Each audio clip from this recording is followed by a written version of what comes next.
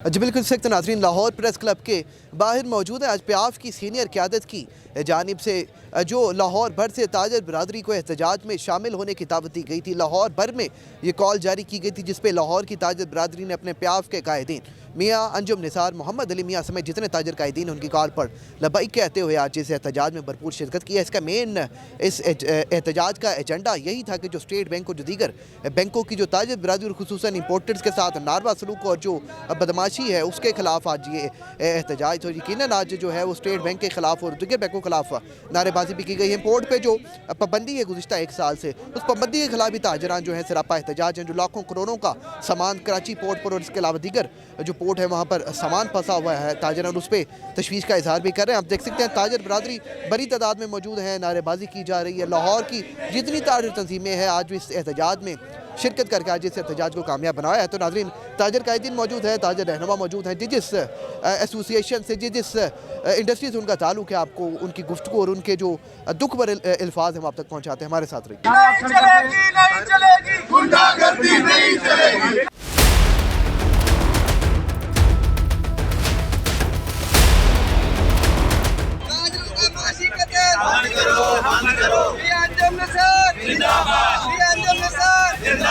जी बात यह है कि जी जिस तेज़ी से मुल्क के इक़्तिसादी हालात ख़राब हो रहे हैं, आपको पता है कि कराची कंटेनर्स रुके हुए हैं ताजरों के बेतहाशा, उसके अंदर रॉ मटेरियल्स भी हैं और एसेंशियल आइटम्स भी हैं और वो क्लियर नहीं हो रही, उस पर डिटेंशन चार्जेस और डैमरेजेस पड़ रहे हैं।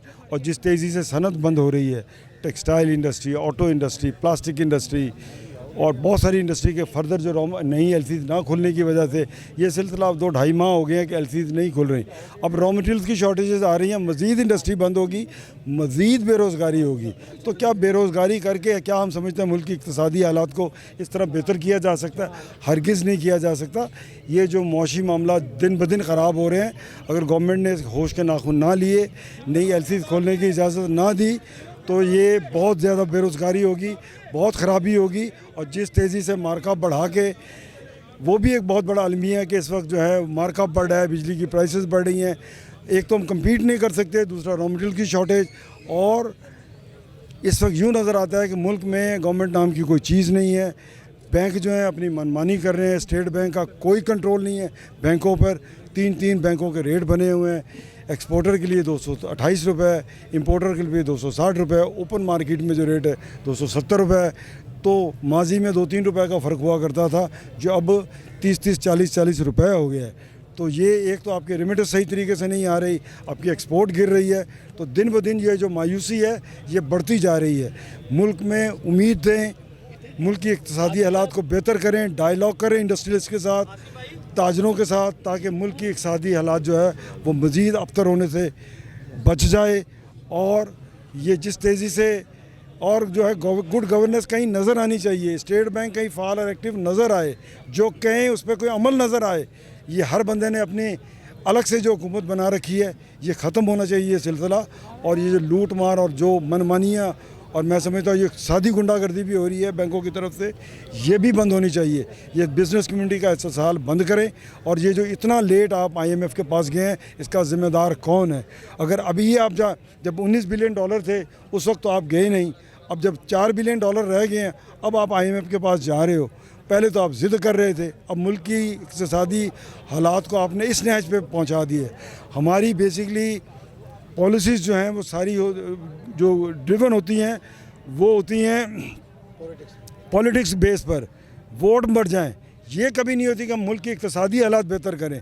हमारा नेशनल इंटरेस्ट नाम की कोई चीज़ मुल्क में कहीं कहीं दूर दूर नज़र नहीं आती, पर्सनल इंटरेस्ट जो है वो प्रिवेल करता है। अब वक्त का ये तकाजा है, हमने बहुत कर लिया, मुल्क मज़ीद मुतहम्मल नहीं हो सकता।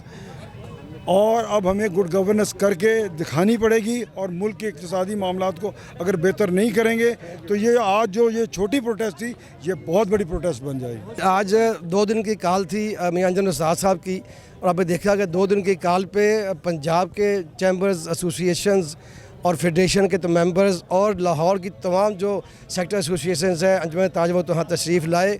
एक भरपूर एहतजाज हुआ 2 दिन की काल के ऊपर। आपने देखा कि लोगों का दिलों का लावा पक चुका है। मैं समझता हूँ जो गंभीर सूरत हाल इस वक्त इंडस्ट्री की है, ट्रेड की है, जिस तरह कंटेनर पिछले 6 माह से रुके हुए हैं कराची के ऊपर, जिस तरह नई एलसीज नहीं खुल रही, इंडस्ट्री रोज़ रोज़ बंद हो चुकी है। चाहे वो केमिकल इंडस्ट्री हो, ऑटो इंडस्ट्री हो, टेक्सटाइल इंडस्ट्री हो, इंजीनियरिंग इंडस्ट्री हो, क्योंकि रॉ मटेरियल अवेलेबल नहीं है। तो मैं समझता हूँ कि फौरी तौर पे हुकूमत रॉ मटेरियल की इंपोर्ट को खोले। कम से कम रॉ मटेरियल की जो एलसीज है उसको फौरी तौर पे खोलना चाहिए ताकि ये बहरान बढ़े ना, वरना मैं समझता हूँ कि जो बेरोज़गारी बढ़ रही है ये लोग कराची भूल जाएंगे और लाहौर आगे आ जाएगा। नाज़रीन, चेयरमैन प्याफ फ़हीमुर रहमान सहगल साहब मौजूद हैं। सर, आज आपकी प्याफ की सीनियर क़यादत में अंजुम निसार की कॉल पर पूरी ताजर बरादरी उमड़ आई है और आज का कामयाब एहतजाज जो रिकॉर्ड। बिस्मिल्लाहिर्रहमानिर्रहीम। देखिए, मैं कहा करता हूँ कि हम लोग इस वक्त जो सड़कों पे हैं, हम लोग जो अपनी इस वक्त इंडस्ट्री, अपनी ट्रेड, अपने इंस्टीट्यूशन को बंद करके जब यहाँ सड़कों पे आए हैं तो इसका महज सिर्फ ये मकसद नहीं है कि हमें अपनी ज़ाती इकॉनमी का इशू है। हमें इस वक्त इशू है मुल्क की इकॉनमी। अगर मुल्क की इकॉनमी बेहतर होगी, हम इस हकीकत से बिल्कुल बाखबर हैं कि अगर हुकूमती हमारी पाकिस्तान की इकॉनमी बेहतर होगी तो हमारी इकॉनमी बेहतर होगी। तो हम पाकिस्तान की इकॉनमी को बेहतर करने के लिए सड़कों पे आए हैं। हमें ये पता है कि हुकूमत अगर बिज़नेस कम्युनिटी से हुकूमत अगर पाकिस्तान की बिज़नेस कम्युनिटी का जो एपेक्स इदारा है FPCCI, जो दूसरे इदारे हैं चैम्बर्स, फेडरेशन और ये हमारी प्याफ, अगर इनसे डायलॉग करती तो ये जिस नहज पे हम पहुंच चुके हैं शायद इस नहज पे हम ना पहुंचते। करो मेहरबानी तुम अहले ज़मीं पर, खुदा मेहरबान होगा अर्शे बरी पर। राबिया वेलफेयर हॉस्पिटल, जहां अरसा 41 साल से लाखों मरीजों का जदीद सहूलियात से इलाज किया जा रहा है। राबिया वेलफेयर हॉस्पिटल का निस्बुलैन इंसानियत की बेलोस खिदमत, माहिर क्वालिफाइड डॉक्टर्स और स्टाफ की ज़ेर निगरानी मुहैया की जा रही है। राबिया वेलफेयर हॉस्पिटल जो आपका एहसास करता है मोहब्बत से और खिदमत से। राबिया वेलफेयर हॉस्पिटल, महबूब रोड चौक, फारूकगंज, मिस्री शाह, लाहौर।